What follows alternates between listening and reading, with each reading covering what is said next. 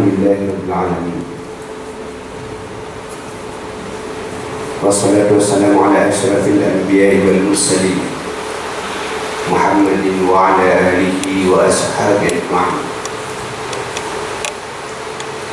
Asyhadu an la ilaha illallah wahdahu la syarika lah wa asyhadu anna Muhammadan abduhu wa rasuluh. Allahumma salli wa sallim wa barik ala Muhammad wa ala alihi wa ashabihi ajma'in. Amma ba'du fa ya ibadallah, usikum wa iyaya bitaqwallah wa ta'atihi la'allakum tuflihun. Qala Allah ta'ala fil Qur'anil Karim wa biqawlihi yahtadil muhtadun. Ya ayyuhalladzina amanu taqullaha haqqa tuqatih wa la tamutunna illa wa antum muslimun. Jemaah macam berbahagia, manusia adalah makhluk yang paling mulia dari semua makhluk yang diciptakan oleh Allah, bahkan lebih mulia dari malaikat sekalipun. Demikian firman Allah dalam Al-Quran, wa laqad karramna bani Adam, sungguh kami memuliakan keturunan Adam. Atas dasar itulah pelimpahan wewenang yang diberikan oleh Allah untuk mengurus muka bumi ini bukan untuk malaikat, tapi justru kepada manusia. Sayangnya manusia yang begitu mulia adalah Allah sangat sedikit dari pembahasan manusia. Manusia lebih suka meneliti hal-hal yang berada di luar manusia daripada meneliti tentang dirinya sendiri. Penelitian tentang hal-hal di luar manusia lebih banyak dibanding mereka meneliti siapa itu manusia. Sehingga tidak heran kalau banyak peneliti tentang manusia pada akhirnya dia mengatakan al-insan kainul majhul, manusia adalah makhluk misterius. Akan tetapi Al-Quran berbicara ada 4 kewajiban yang dibebankan oleh Allah kepada manusia. Apabila dia mampu melaksanakan kewajiban ini, barulah dia dikatakan manusia. Tapi apabila tidak, boleh jadi wajahnya manusia, tapi dia bukan lagi manusia. Berarti kalau dia bukan manusia, dia tidak pernah berhak mendapat hak-hak asasi manusia. Kewajiban itu pertama, kewajiban terhadap Allah. Kedua, terhadap diri sendiri. Yang ketiga, terhadap manusia yang lain. Yang keempat, terhadap alam, flora dan fauna. Disinilah kita dapat menilai diri kita, mengevaluasi diri kita, apakah kita masih eksis sebagai manusia atau bukan lagi manusia tapi berwajah manusia. Yang pertama, kewajiban terhadap Allah. Pada suatu sore Rasulullah berjalan beberapa orang sahabat besar. Dalam perjalanan itu ikut sepupu Nabi Ibnu Abbas atau Abdullah Ibnu Abbas, masih berusia 10 tahun, dan Nabi pernah mendoakan kepada Allah untuk Ibnu Abbas, Allahumma 'allimhu tafsir wa ta'wil. Ya Allah, ajari Ibnu Abbas agar mampu menafsirkan ayat-Mu dalam Al-Quran dan mentakwilnya. Dalam perjalanan itu Nabi bertanya kepada Ibnu Abbas yang masih berumur 10 tahun, Ibnu Abbas, tahukah kamu apa hak Allah dari kamu dan apa hak kamu dari Allah? Satu pertanyaan cukup berat yang diajukan oleh Rasul para sahabat yang masih muda sekali, usia 10 tahun. Sengaja Nabi menanyakan pertanyaan yang berat untuk diperdengarkan para sahabat besar, termasuk Abu Bakar, Umar, Utsman, Ali. Ibnu Abbas menjawab, Allahu wa Rasuluhu a'lam. Allah dan Rasulullah yang paling tahu. Karena Ibnu Abbas tidak mampu menjawab, dan lantas Rasul mengatakan, hak Allah dari kamu, itulah kewajibanmu dalam bentuk ibadah. Dan ibadah itu tidak boleh diberikan kepada siapapun selain kepada Allah. Adanya syirik hanya pada ibadah. Hal-hal yang bukan ibadah tidak ada syirik di situ. Tidak ada syirik pada muamalah, yang ada hanya pada ibadah. Apa yang kita lakukan kepada Allah dalam beribadah tidak boleh kita lakukan kepada orang lain seperti yang perlakukan kepada Allah. Nilai ibadah yang paling tinggi adalah waktu sujud dan ruku. Maka pantas Rasul mengatakan, ruku dan sujud tempat berdoa, mengadulah pada Tuhan waktu itu. Itulah hikmahnya kenapa Rasul tidak mewajibkan baca apapun dalam sujud dan ruku.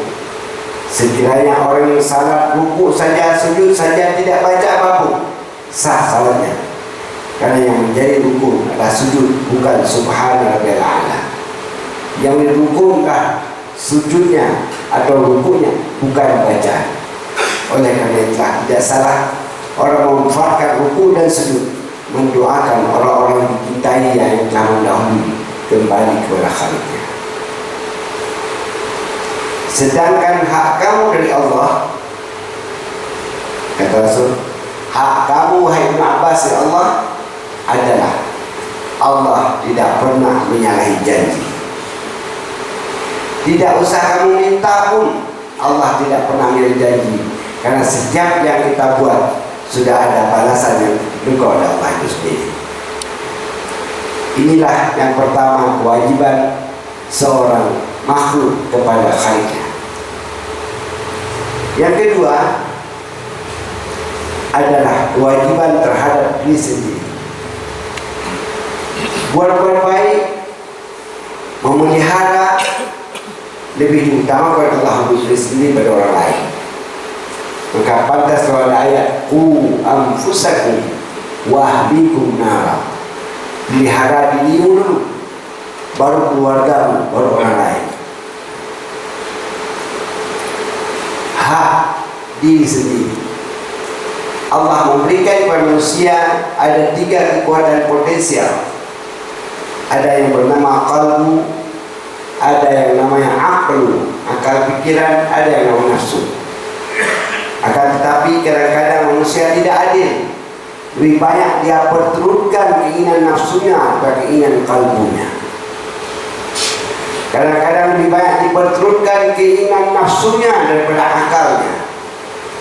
Pada Allah mengatakan, apabila akal mampu bekerja sama yang baik dan hati saling baik, dia akan mampu mengendalikan nafsu-nafsu yang tidak baik.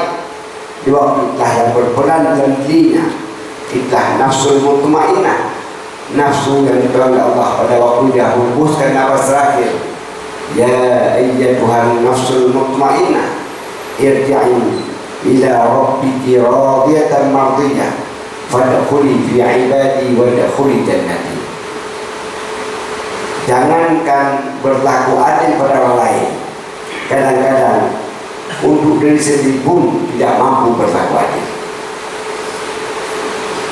Yang ketiga,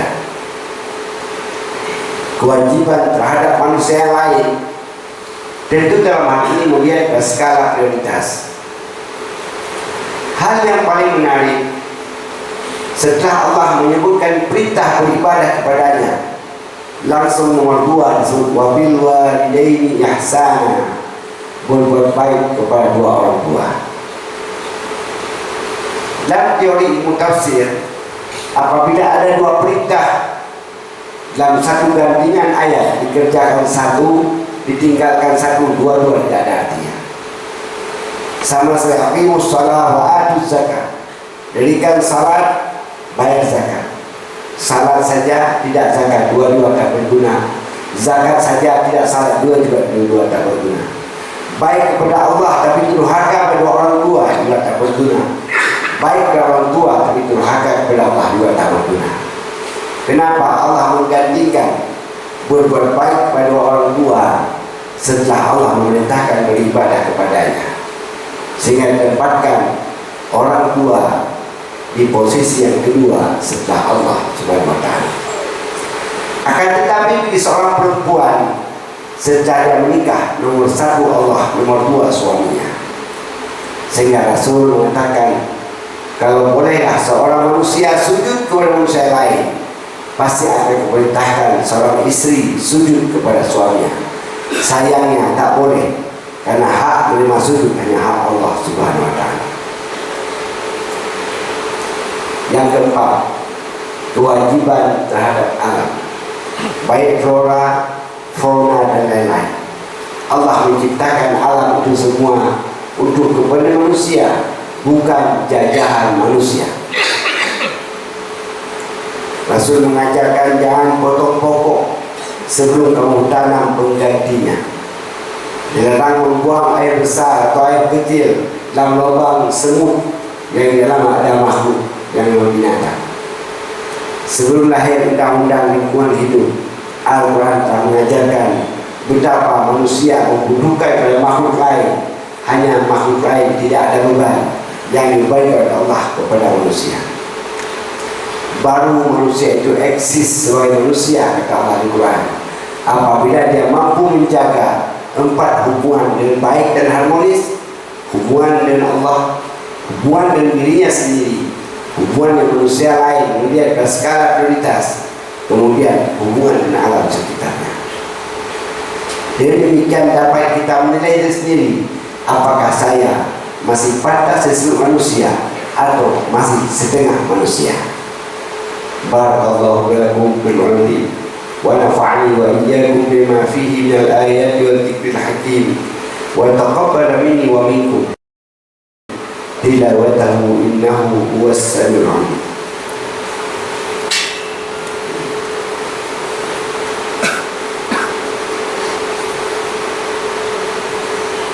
Alhamdulillahilladzi arsala rasulahu bil huda wa dinil haqq liyudhhirahu 'ala ad-dini kullihi walau karihal kafirun.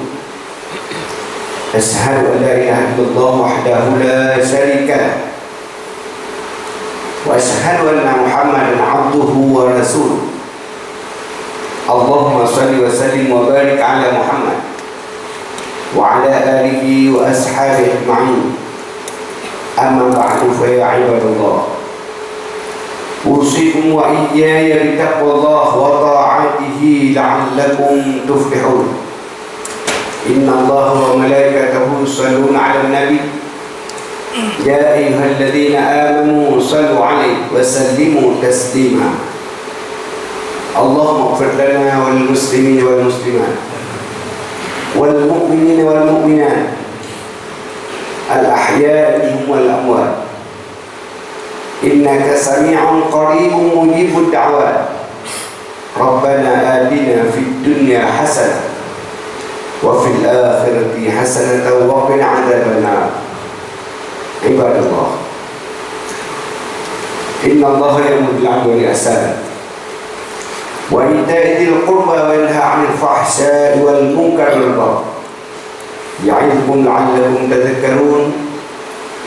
Fadhkurullaha al-'azim yazkurkum washkuruhu 'ala ni'amihi yazidkum was'aluhu min fadli yu'tikum wa la dhikrullahi akbar wallahu ya'lamu ma tasna'un. Allahu akbar, Allahu akbar.